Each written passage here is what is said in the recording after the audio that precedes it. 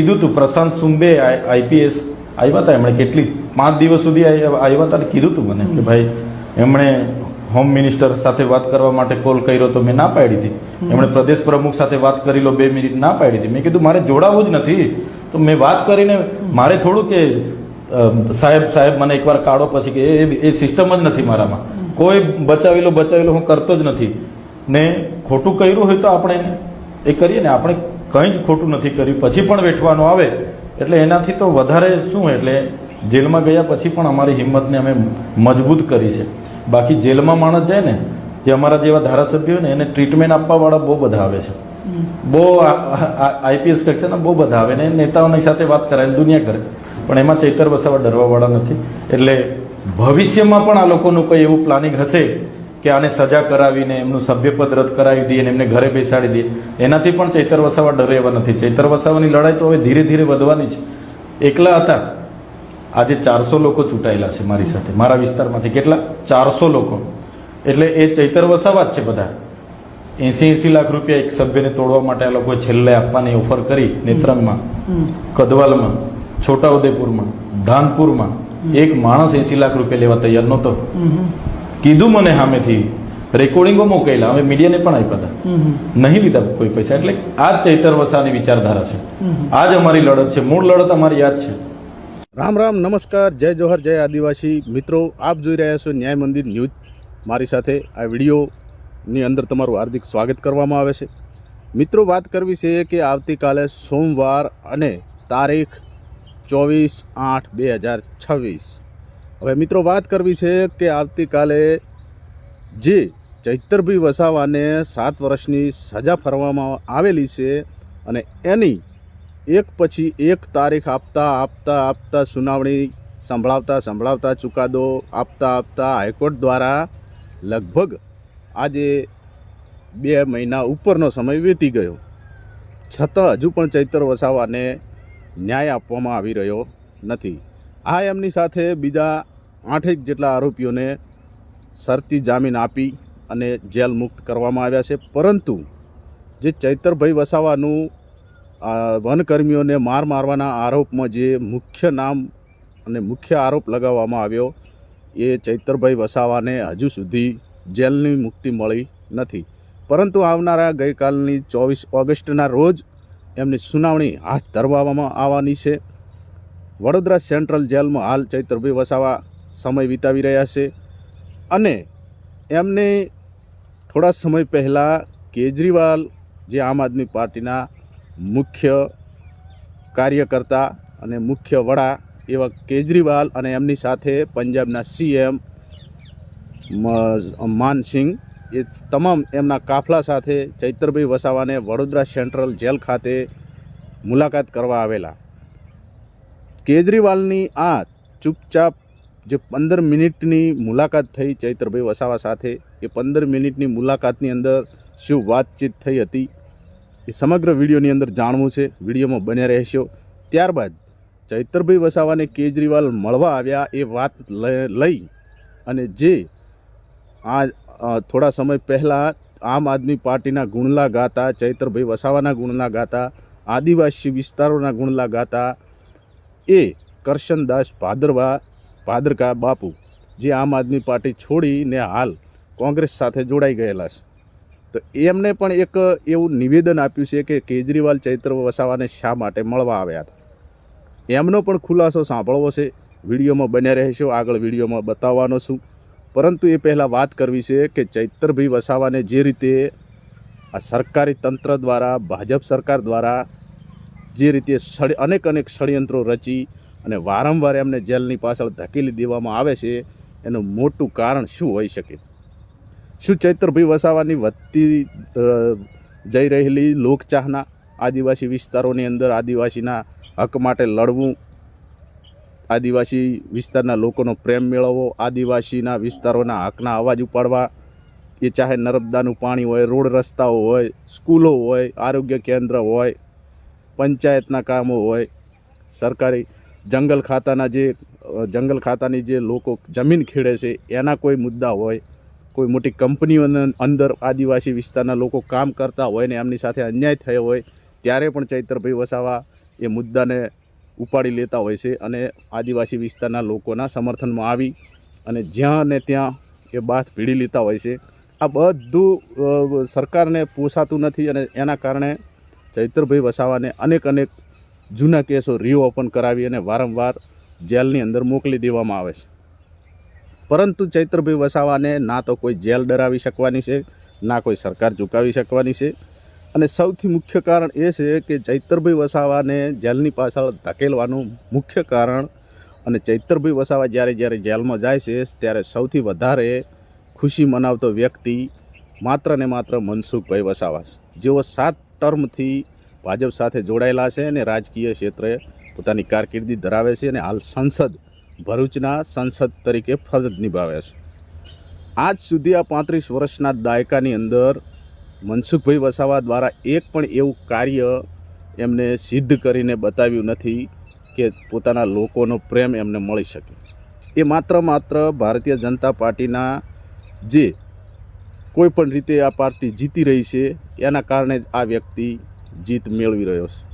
બાકી આદિવાસી વિસ્તારના લોકોની અંદર આ ભાઈની કોઈ વેલ્યુ નથી એવું ખુદ આદિવાસીના લોકો પણ જણાવે છે. અમુક વાર મનસુખભાઈ વસાવા ઘણા વર્ષોથી સત્તાની અંદર છે, છતાં એમના જ વિસ્તારોની અંદર રોડ રસ્તાઓ એટલી હાલત ખરાબ છે, એટલી સ્કૂલોની હાલતો ખરાબ છે. શિક્ષક છે તો ચોપડા નથી, ચોપડા છે તો શિક્ષક નથી. એવી બધી ઘણી બધી તકલીફો એ વિસ્તારના લોકો પણ ભોગવી રહ્યા છે. અને જ્યારે ચૈતરભાઈ વસાવા એમના વિસ્તારમાં જઈ અને કોઈ ભાંડો ફોડે ત્યારે મનસુખ વસાવાને ખૂબ દુઃખ થાય છે. અને એ વાતને પોતાને ગળે ગાંઠે બાંધી અને ચૈતરભાઈ વસાવા ઉપર સરકારના પોલીસ તંત્રની મદદ લઈ અને ષડયંત્ર રચી અને જેલની પાછળ ધકેલી દેવામાં આવે છે. પરંતુ મનસુખ વસાવાને આવું વારંવાર કેમ કરવું પડે છે કે પોતાની ખુરશી પોતે બચાવી શકે? જો ચૈતરભાઈ વસાવાને આવી રીતે વારંવાર ફસાવીને જેલ પાછળ મોકલી ના શકે અને ચૈતરભાઈ વસાવાની તરફેણમાં તમામ વિસ્તારના લોકો, આદિવાસી વિસ્તારના લોકો જે રીતે અત્યારે એમને સમર્થન આપી રહ્યા છે અને વધતા સમર્થનના કારણે મનસુખ વસાવાને એવો ડર છે કે આવનારા સમયની અંદર હું મારી ખુરશી પણ બચાવી નહીં શકું. આપણે જોઈ રહ્યા છે તાજેતરના સમયની અંદર કે શાકબારાની અંદર આપણે જોઈએ છીએ કે ઉમરપાડાના શાકબારાના ખેડૂતો આપસમાં લડી રહ્યા છે જમીનના મુદ્દા બાબતે અને એનો ફાયદો સરકાર ઉપાડી રહી છે. મનસુખ વસાવા વારંવાર સરકાર સામે પણ દલીલો કરી રહ્યા છે કે અમે ધરણા કરીશું, આમ કરીશું, પરંતુ આ સરકારની અંદર એમ ફક્ત પ્યાદું કહો તો પણ કોઈ ખોટું નથી. નહીંતર આજ સુધી એ મુદ્દો ઉઠાવે એ સરકારી માણસ છે, સત્તા પક્ષનો માણસ છે, છતાં સરકાર એક પણ વાત એમની સાંભળવા તૈયાર નથી. એ માત્ર ચૈતર વસાવા જ છે કે વિરોધ પક્ષમાં રહી અને આદિવાસીના હક માટે લડે છે અને હક અપાવીને રહે છે. અને એના જ કારણે આદિવાસી સમાજના લોકો બહુ સ્પષ્ટ રીતે જાણી ગયા છે કે અમારો મસીહા માત્ર ને માત્ર ચૈતરભાઈ વસાવા છે. હાલ જેલમાં છે અને એમને છોડાવવા માટે આદિવાસી લોકો મોટા મોટા સંગઠનો, રેલીઓ, ઘણું બધું આંદોલનો કર્યું, ઘણું બધું સરકાર સામે અવાજ ઉપાડ્યા કે અમારા મસીહાને રિહા કરો. છતાં આ સરકાર વારંવાર હાઈકોર્ટની અંદર પિન મારે છે કે ચૈતરભાઈ વસાવાને ઘણીવાર શરતી જામીન આપીને મુક્ત કર્યા છે, છતાંય વારંવાર એ જ્યાં ત્યાં લોકો સાથે બાજી પડે છે, વારંવાર ગુનાઓ કરે છે. આવી પિન હાઈકોર્ટની અંદર ભરવામાં આવે છે. એટલા જ માટે હાઈકોર્ટના જજ સાહેબે પણ ચૈતર વસાવાને ટકોર કરી હતી કે તમને આગલી વખતે પણ એક શરતી જામીન આપીને જેલ મુક્ત કર્યા છે, તો તમે શા માટે ગુનાઓ કરો છો? પરંતુ ચૈતરભાઈ વસાવાને ગુનો કરવા માટે મજબૂર કરે છે લોકો, ષડયંત્ર. કે ક્યારે ચૈતરભાઈ વસાવા એક નાનો ગુનો કરે ને એમના ઉપર ચડી બેસીએ અને એમને કોઈ પણ રીતે કોઈ પણ ભોગે વધારે ને વધારે જેલની પાછળ ધકેલી શકીએ. અને આનો ભોગ ચૈતરભાઈ વસાવા વારંવાર બની ચૂક્યા છે. પરંતુ ચૈતરભાઈ વસાવા એક એવો વ્યક્તિ છે કે ના એમને જેલની સળિયા ડરાવી શકવાના છે કે ના સત્તા પક્ષના લોકો ડરાવી શકવાના છે. એ જાહેરમાં ખુલ્લીને કહે છે કે લડતા આવ્યા છીએ અને આગળ પણ લડવાના જ છીએ. અમને ચાહે જેલમાં રાખો કે બહાર રાખો, એનો કોઈ ફરક પડવાનો નથી.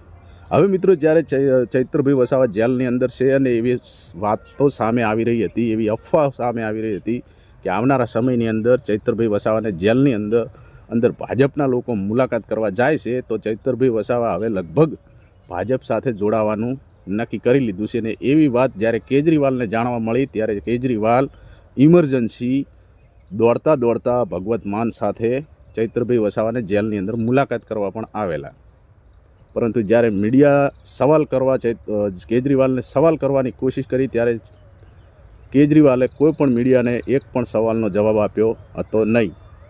ત્યારે કરશનદાસ ભાદરકાને ભડકા લાગ્યા અને એમને પણ વિડીયો બનાવી સોશિયલ મીડિયામાં વાયરલ કર્યો અને કહ્યું કે કેજરીવાલ ચૈત્ર વસાવાને આ રીતે મળવા ગયેલા, ફલાણી રીતે મળવા ગયેલા. સાંભળો એકવાર. પાણી વગર માછલું તડપે, ઓક્સિજન વગર જીવ તડપે, જોડીદાર વગર સારસ પક્ષી તડપે.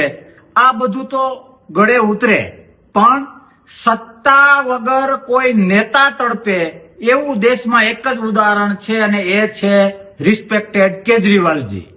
ગઈકાલે ગુજરાતમાં આવ્યા, જ્યારે જ્યારે આવે ત્યારે સાથે સાથે ભગવત માન સાહેબને સાથે લાવે છે સીએમ ઓફ પંજાબ. શા માટે? દિલ્હીમાંથી સરકાર ગઈ પણ હજુ એ સત્તાનો નશો, એ સિક્યુરિટી, એ માન સન્માન, એ બંધારણીય રીતે સાથે સીએમ હોય તો જ મળે. કેજરીવાલ સાહેબ પંજાબને રેઢું મૂકીને તમારા વ્યસનને પૂરું કરવા માટે, તમારા સત્તાને નશાને પૂરો કરવા માટે વાતમાં પંજાબને રેઢું મૂકીને માન સાહેબને ગુજરાત તમે લાવો છો. આ તમારું આંતરિક સત્તાનું વ્યસન બતાવે છે. સાદગીના ઢોંગ કરો છો અને ગુજરાતીઓને ક્યાંક ને ક્યાંક ગેરમાર્ગે દોરો છો. તમારી બાજી ખુલી ગઈ છે કેજરીવાલ સાહેબ. તમારી સાદગી તમને મુબારક. તમારી વાસ્તવિકતા ગુજરાત અને દેશ જાણી ગયો છે. તમારો લોકશાહી પ્રેમ તમને મુબારક. તમારી વાસ્તવિકતા ગુજરાત અને દેશ જાણી ગયો છે. શા માટે પંજાબ ઉપર અન્યાય કરો છો? માત્ર 2 પૈસાના તમારા સ્વાર્થ માટે, તમારા માન સન્માન અને સિક્યુરિટી માટે નથી સ્વીકારવાના અમે. તમારી સાદગીના નાટક ઉપર હવે પડદો પડી ગયો છે. ક્યાંક ને ક્યાંક દરેક નેતા અને લોકશાહીના દરેક નાગરિકનું તમે તમારું સત્તાનું વ્યસન સંતોષવા માટે અપમાન કરી રહ્યા છો. એ લોકશાહી માટે, રાષ્ટ્ર માટે અને આવતીકાલની યુવા પેઢી માટે અયોગ્ય છે. ભણેલા ગણેલા છો તો આંખમાં ધૂળ નાખવાનું બંધ કરો અને સત્તાનો નશો સાઈડમાં કરો. દિલ્હીમાં લોકશાહી ઢબે લોકોએ તમને ઘરે બેસાડ્યા છે તો તમારું વ્યસન પણ ઘરે બેસી જવું જોઈએ, તમારો સત્તાનો નશો પણ ઘરે બેસી જવો જોઈએ. સાદગીના નાટક હવે સહન નથી થતા. માફ કરો. તો મિત્રો, કરશનદાસ બાપુનો આરોપો છે, પરંતુ જે પાર્ટી છોડીને અન્ય પાર્ટી સાથે જાય, ફરી પાછા એ પાર્ટી આમ કરે, પરંતુ જે પાર્ટીને છોડીને જાય એ વ્યક્તિનું ક્યારેય કોઈ વિશ્વાસ કરતું નથી. અને જે પાર્ટી બદલીને બીજી પાર્ટી પકડે છે એ લોકોની હાલત તમે અત્યારે જોઈ શકો છો. આની અંદર આપણે જોઈએ કે રાજુ કરપડા હોય, અગાઉના સમયના હાર્દિક પટેલ હોય, અલ્પેશ ઠાકોર હોય, ઘણા બધા આવા લોકો છે જે પાર્ટી મૂકીને ભાજપના ખોળે બેસી ગયા. અત્યારે એ લોકોનું પાર્ટીની અંદર કોઈ એક વાત પણ સાંભળવા તૈયાર નથી હોતું. બરાબર.